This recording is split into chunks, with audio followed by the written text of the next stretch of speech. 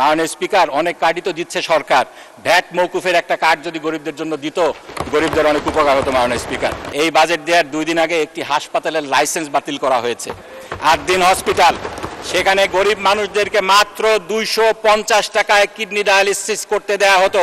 এই বাজেটকে তাই সবচেয়ে বড় বাজেট বলা যাবে না, তবে এই বাজেটকে বলা যাবে সবচেয়ে বড় ঘাটতি বাজেট, সবচেয়ে বেশি ঋণ নির্ভর বাজেট। মাননীয় স্পিকার, এই কালো টাকাকে সাদা করার সুযোগ দেওয়ার সবচেয়ে বড় ভুক্তভোগী হবে মধ্যবিত্ত শ্রেণী, যারা তাদের সারা জীবনের সঞ্চয় দিয়ে একটি ফ্ল্যাট বা মাথা গোঁজার ঠাঁই কিনতে চান। গরিবের সস্তায় চিকিৎসার একমাত্র অবলম্বনকে বন্ধ করে ডায়ালিসিসের কর মৌকুফ, এটা কি গরু মেরে জুতা দান বললে খুব অন্যায় হবে? মাননীয় স্পিকার, বাজেটে একটা ভালো কথা বলা হয়েছে, জাল যার জলাতার। গম্বুজ আমাদের হেলমেট, মিনারগুলো আমাদের বেয়োনেট, আর ইমানদারেরা আমাদের সৈনিক। মাননীয় স্পিকার, এই কবিতাটি লেখার কারণে একজন রাজনীতিবিদকে কারাবরণ করতে হয়েছিল, তার দলকে নিষিদ্ধ করা হয়েছিল। আল্লাহর কি ইচ্ছা, সেই রাজনীতিবিদ রাষ্ট্র ক্ষমতায় এসেছিলেন, এখনো বহাল তবিয়তে ক্ষমতায় আছেন। কথাটা এই কারণে বললাম, এই সংসদে মসজিদের রাজনীতি বন্ধের দাবি উত্থাপিত হয়েছে, বাংলাদেশ জামাত ইসলামীকে নিষিদ্ধ করারও দাবি উত্থাপিত হয়েছে। আপনার মাধ্যমে আমি বলতে চাই, এই ধরনের ফ্যাসিবাদী দাবি আগেও একটি দলের নেতাকর্মীদের আমরা করতে দেখেছি। আমরা দেখেছি আজকে জনগণ তাদেরকেই নিষিদ্ধ করে দিয়েছে। যাক, বাজেটের প্রসঙ্গে ফিরে আসি। মাননীয় স্পিকার, এই যে আমরা সংসদ সদস্যরা বাজেট নিয়ে আলোচনা করছি, বিতর্ক করছি, বাস্তবে এই বাজেট নিয়ে আমাদের অংশগ্রহণ কতটুকু? আমাদের মতো সংসদীয় গণতন্ত্র যে সমস্ত দেশে আছে, আপনি নিজেও জানেন, আপনি যুক্তরাজ্যে দীর্ঘদিন ছিলেন, সে সমস্ত দেশে বাজেট প্রণয়নের ক্ষেত্রে সংসদ সদস্যদের অনেক বেশি সম্পৃক্ততা থাকে। যুক্তরাজ্যে অর্থ বিল সংসদে আসার আগে স্থায়ী কমিটিতে পরীক্ষা নিরীক্ষা হয়, তারপরে এটাকে ফ্লোরে আনা হয়। অন্য অনেক দেশে সাধারণ আলোচনার পরে বাজেটের বিভিন্ন বিষয়গুলা মন্ত্রণালয়গুলোতে, স্থায়ী কমিটিগুলোতে পাঠানো হয়, সেখানে বিস্তারিত পর্যালোচনা শেষে এটাকে পুনরায় সংসদে এনে পাশ করা হয়। অথচ আমাদের দেশে বাজেট প্রণয়ন কারা করেন? আপনারা করেন। আমরা নির্বাচিত সংসদ সদস্যরা এটা করি না। আমাদের সংসদ সদস্যদের ভূমিকা এখানে সীমাবদ্ধ থাকে কয়েক মিনিটের গলাবাজিতে। মাননীয় স্পিকার, আমাদের এই বাজেট প্রণয়নের ক্ষেত্রে আমাদের ভূমিকা যে সীমিত শুধু সেটাই নয়, একই সাথে এই বাজেটের উপরে যেই বই ও বিলের কপিগুলো আমাদেরকে দেয়া হয়েছে, আমরা তার কতটুকু পড়ার প্রয়োজনীয়তা অনুভব করি। মাননীয় স্পিকার, প্রাক্তন অর্থমন্ত্রী সাইফুর রহমানকে নাকি জিজ্ঞেস করা হয়েছিল বাজেটের যে ডকুমেন্টগুলো দেয়া হয় তার তিনি কতটুকু পড়েন, তিনি নাকি বলেছিলেন মাত্র 18% পড়েন। আমাদেরকে 17টি বই দেওয়া হয়েছে। মাননীয় স্পিকার, প্রায় 4046 পৃষ্ঠা। একটি বই সাস্টেনেবল ডেভেলপমেন্টের উপরে যে বইটি দেওয়া হয়েছে, সেখানে পিছনে একটা QR কোড দিয়ে সংযুক্তিগুলা অন্য আরও ডকুমেন্ট বলা হয়েছে অনলাইন থেকে পড়া যাবে। এই যে ডকুমেন্টগুলা আমরা পড়িও না, পড়ার প্রয়োজনীয় অনুভব করি না, কারণ এই বাজেট আমরা প্রণয়ন করি না। আমাদের ভূমিকা শুধু বাজেট পাস করা, রবার স্ট্যাম্পের মতো। আমাদেরকে যদি সত্যিকার অর্থে সংসদীয় গণতন্ত্রকে প্রতিষ্ঠা করতে হয়, তাহলে আমাদেরকে এই সংস্কৃতির পরিবর্তন করতে হবে। মাননীয় স্পিকার, বাজেট প্রণয়নে সংসদ সদস্যদেরকে সম্পৃক্ত করতে হবে, আইন করে মন্ত্রণালয় সংক্রান্ত স্থায়ী কমিটিগুলোতে এই বাজেট নিয়ে পর্যালোচনার ব্যবস্থা করতে হবে। মাননীয় স্পিকার, সরকার দলীয় সংসদ সদস্যরা বলছেন এই বাজেট নাকি যুগান্তরকারী। আসলে কি সিরিয়াসলি? মাননীয় স্পিকার, গত এক দশকের বাজেটগুলো যদি আমরা পর্যালোচনা করি, তাহলে কি দেখব? কিছু সংখ্যা এবং ভাষাগত পরিবর্তন ছাড়া কাঠামোগত কোনো বড় পরিবর্তন কি আসলেও হয়েছে? হয়নি। মাননীয় স্পিকার, আমি দুঃখের সাথে সেজন্য বলছি, এই বাজেটও পূর্ববর্তী বছরের বাজেটগুলোর মতো গতানুগতিক, শুভঙ্করের ফাঁকি, গণবিরোধী এবং আগামী বছরের লুটপাটের পরিকল্পনা। মাননীয় স্পিকার, আমি প্রত্যেকটা পয়েন্ট উদাহরণ দিয়ে বুঝিয়ে দিব কিভাবে শুভঙ্করের ফাঁকি। মাননীয় স্পিকার, বলা হচ্ছে ইতিহাসের সবচেয়ে বড় বাজেট। আসলেই কি? মাননীয় স্পিকার, 1972 সালে আমাদের বাজেটের পরিমাণ ছিল 786 কোটি টাকা। সে সময় বলা হয়েছিল যেহেতু এটা বিসমিল্লাহ রিপ্রেজেন্ট করে, সেজন্য বরকতের জন্য রাখা হয়েছিল। এটা বিসমিল্লাহকে রিপ্রেজেন্ট করে না, সেটা ডিফারেন্ট ইস্যু। মাননীয় স্পিকার, কিন্তু সে সময় স্বর্ণের ভরি কত ছিল? 160 থেকে 170 টাকা। সেটা আজকে বেড়ে 1400 গুণ বেড়ে হয়েছে 2,42,000 টাকা। সেই তুলনায় বাজেট কতটুকু বেড়েছে? 1200 গুণ বেড়ে হয়েছে 9,38,000 টাকা, 38,000 কোটি টাকা। সুতরাং মুদ্রাস্ফীতি হিসাব করলে বাজেটের পরিমাণ সেরকম বাড়েনি। এই বাজেটকে তাই সবচেয়ে বড় বাজেট বলা যাবে না, তবে এই বাজেটকে বলা যাবে সবচেয়ে বড় ঘাটতি বাজেট, সবচেয়ে বেশি ঋণ নির্ভর বাজেট। মাননীয় স্পিকার, ঋণের ক্ষেত্রে বলা হচ্ছে এই ঋণের টাকা নাকি উচ্চ রিটার্ন সমৃদ্ধ খাতে বিনিয়োগ করা হবে।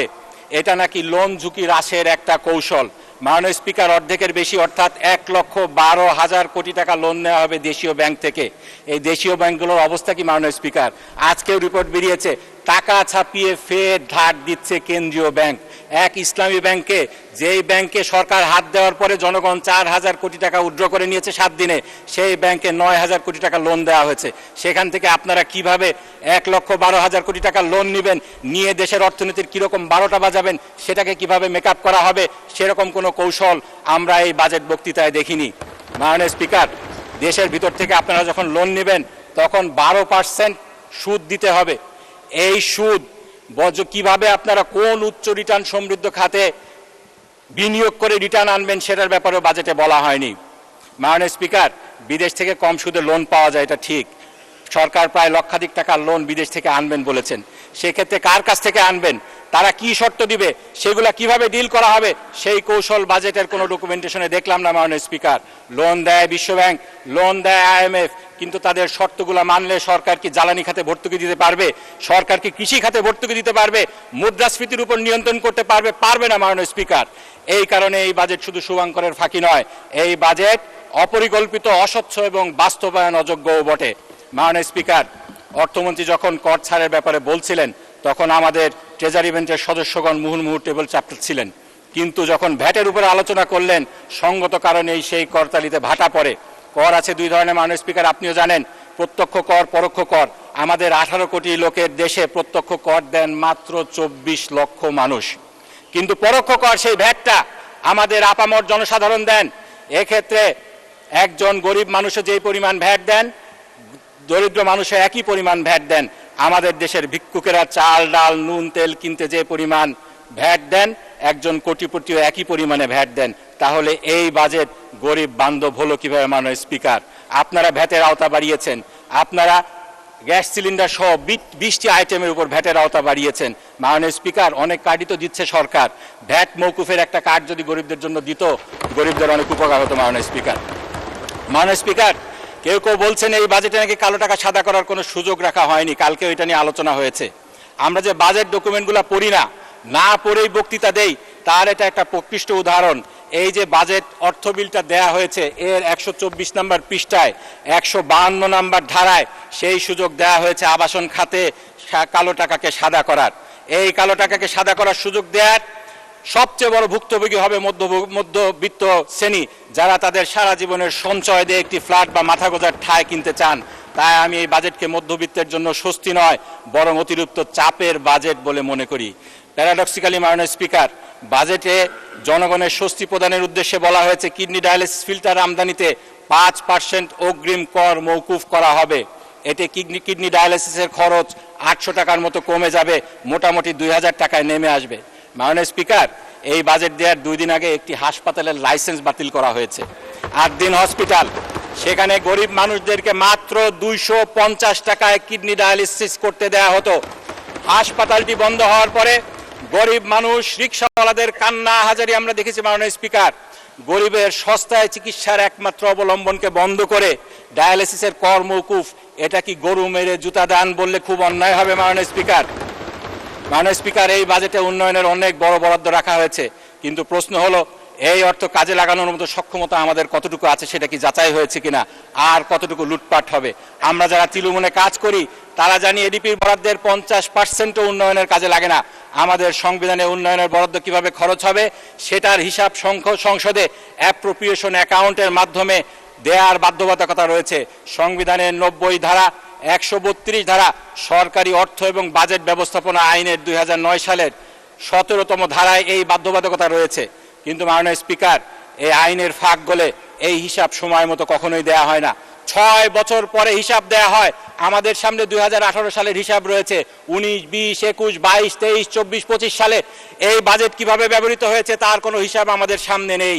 এই হিসাব ছাড়া, এই ধরনের অ্যাকাউন্টেবিলিটি ছাড়া এরকম বড় বরাদ্দ, এটা কি হরিণ লুটের পথ খুলে দিবে না মাননীয় স্পিকার?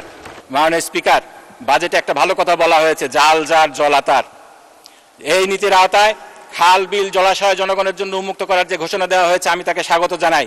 দীর্ঘদিন ধরে একটি প্রভাবশালী গোষ্ঠী প্রশাসনকে ব্যবহার করে লিজের নামে বহু জলাশয়ের উপর তাদের নিয়ন্ত্রণ প্রতিষ্ঠা করেছে, জনগণকে বঞ্চিত করছে। আমার নির্বাচনী এলাকা সাথিয়া ইসামতি নদীকে বদ্ধ জলাশয় আখ্যা দিয়ে এক শ্রেণীর দুর্নীতিপরায়ণ আমলা এই নদীকে লিজ দিয়ে মেরে ফেলার ষড়যন্ত্র করছে। আমি যেটা দাবি জানাচ্ছি, নদী, খাল, বিল, জলাশয় এটাকে আইন করে এই ধরনের অপপ্রচেষ্টা বন্ধ করতে হবে। জাল জার জলাতার এই নীতিকে আইনি ভিত্তি দিতে হবে। মাননীয় স্পিকার, আমরা যদি এই বাজেটকে সত্যিকার অর্থে জনকল্যাণমুখী করতে চাই, তাহলে জবাবদিহিতা বৃদ্ধি করতে হবে, দুর্নীতি হ্রাস করতে হবে, সংসদের ভূমিকাকে শক্তিশালী করতে হবে, ঋণ নির্ভরতা কমাতে হবে, বৈষম্য দূরীকরণে আরও সাহসী ভূমিকা নিতে হবে। মাননীয় স্পিকার, আপনাকে ধন্যবাদ। আপনাকে অসংখ্য ধন্যবাদ মাননীয় সদস্য। আমার মনে হয় মাননীয় ভূমিমন্ত্রী এখানে আছেন।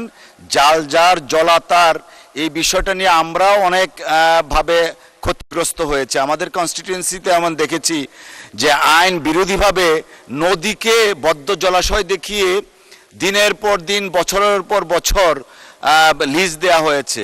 আপনার এই বক্তব্য আশা করছি মাননীয় ভূমিমন্ত্রী নোটটা নিয়েছেন বোধহয়। অসংখ্য ধন্যবাদ।